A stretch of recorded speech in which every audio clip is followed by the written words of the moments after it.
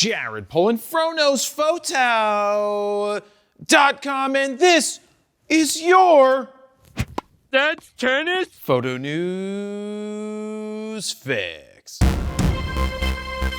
This fix is brought to you by Squarespace, but I'm changing it up this week to do something a little different. I'm looking to do a few rapid-fire website critiques like I used to do, where you submit your website and I pick a few at random to do a critiquey McCritiquerson. Simply leave a link down below in the comments section with your website and keep an eye out over the next few months for a possible critique of your website. Don't tease. Just so you know, your site doesn't need to be built with Squarespace in order to be picked, but with that being said, if you don't currently have a website, head on over to squarespace.com/FroKnowsPhoto to get a 14-day free trial of a website that you can build out, and if you decide it's for you, use the code FroKnowsPhoto at checkout to get 10% off your first order. First up, Polar Pro, the company that brought numerous lines of filters, has shifted gears and announced something they are calling light leak lenses. I never leak. As part of the light leak line, there are 3 lenses, a 16, a 28, and a 50mm, and they all come in various mounts from Canon RF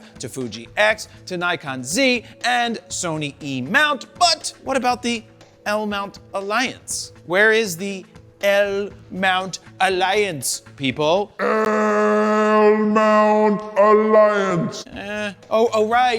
Not enough people use it. Was that really necessary? Anyway, Polar Pro says that these lenses promise to bring back the timeless feel of analog photography. Here we go again. Basically are saying that these lenses produce shitty quality and they know it. Oh, I like money. But that's okay because people like that shitty quality look today. Always be closing. Polar Pro goes on to say that they are trying to get that disposable feel that was so hot in the 90s. That Hansel's so hot right now. Personally, I don't get the fascination with disposable cameras. They always sucked, and the reason we use those is because our parents didn't trust us with the real family camera, which sucked anyway. So they handed us a point and shoot, and we took terrible photos at Johnny's birthday. Here's Johnny. So why is it called the light leak? Simple. The lens has a ring that allows light to pass behind the optic and hit the sensor.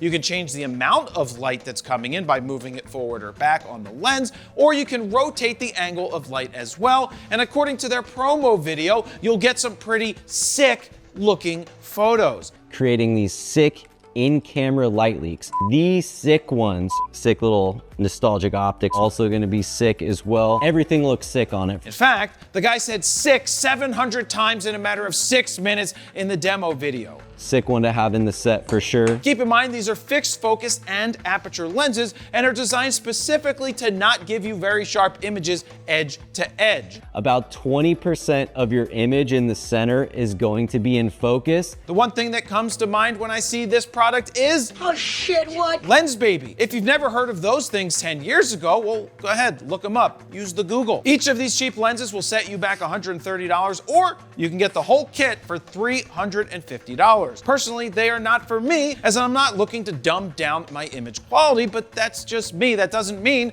that there isn't some new wave Gen Z hipster looking to take terrible quality images. They're honestly already doing it. What are your thoughts on this? Let me know down below. Next up, continuing on with the lens theme this week, Samyang, not to be confused with Samyang, baby, has announced a pretty unique lens platform called the Remaster Slim. Always ready, ultra slim lens. The biggest takeaway here is that they say this is the world's first optical exchange AF lens. Basically, you can swap out the optics in the middle and drop in a different focal length. There's a 21mm, 28mm, and 32mm drop-in option that's inspired by legendary point-and-shoot film cameras of the past. These lenses have been reborn with designs optimized for digital sensors while maintaining their unique characteristics.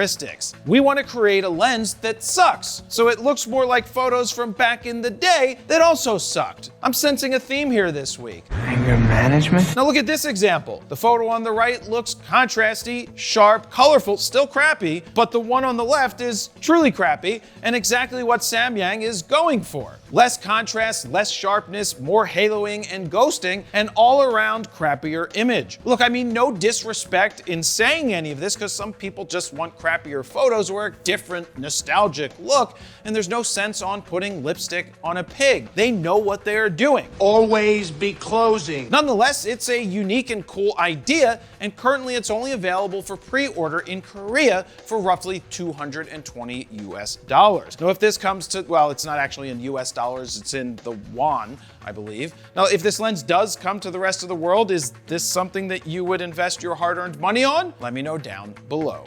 And finally, Sony has announced the 85 1.4 G Master II, a lens that is designed not to be shitty, unlike the original 85 1.4 GM, which was really shitty. Now, I got my hands on this new lens and took it out to a Civil War reenactment where I proceeded to capture what I think are some of the best photos I've ever captured when making a review of a lens here at Frono's Photo. The GM2 replaces the GM1 that was released in 2016 and probably was good way back in the day, but today the GM1 isn't very good, as in my testing it missed focused on every other image, or at least it felt that way. It's just a bad lens. If you have a GM1, you know what I'm talking about. It's not you, it's never been you, it's always been the lens. Anyway, the new version is a masterpiece in my opinion, with one downside, and I'll save that downside until the very end. It's unauthorized clickbait. The lens is 20% lighter than the first one, has two custom buttons,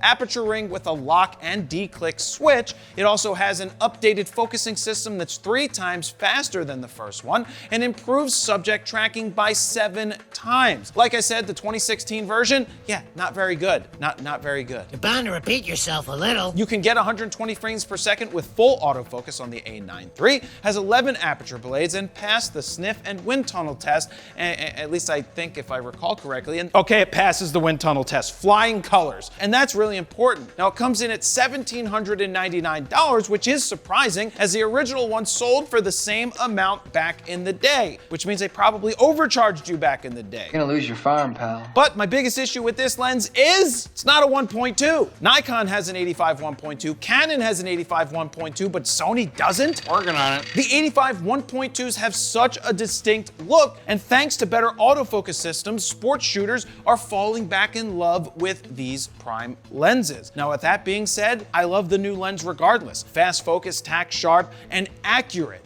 It's truly a winner of a lens. And there you have it. That's your photo news fix this time around. Thank you very much for watching. Jared, Polin, Frono's Photo.com.